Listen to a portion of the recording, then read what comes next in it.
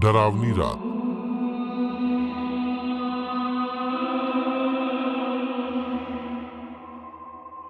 अब तक आपने देखा कि सुरेश की किताब खोलते ही चीखें सुनाई दी और सभी दरवाजे बंद हो गए। अचानक कमरे की बत्तियां जलने लगीं और एक छाया प्रकट हुई।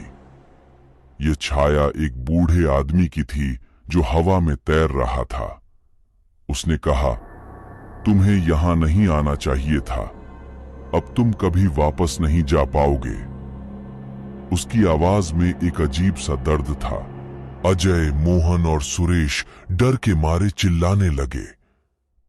उन्होंने दरवाजा खोलने की कोशिश की, लेकिन दरवाजा जैसे किसी अदृश्य ताकत ने बंद कर रखा था। बूढ़ा आदमी उनके करीब आता गया और उसकी आंखों में भयानक क्रोध था। उसने अपनी कहानी बताई। वह एक पुराना मालिक था जिसे गांव वालों ने जिंदा जलाया था। अब उसकी आत्मा बदला लेने के लिए हवेली में भटक रही थी।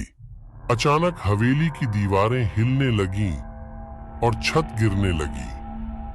तीनों दोस्तों ने भागने की पूरी कोशिश की, लेकिन कोई रास्ता नहीं मिला।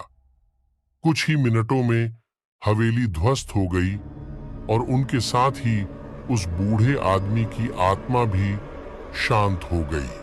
अगली सुबह गांव वालों ने जब हवेली को टूटा हुआ देखा तो वे समझ गए कि कुछ अनहोनी हो गई है।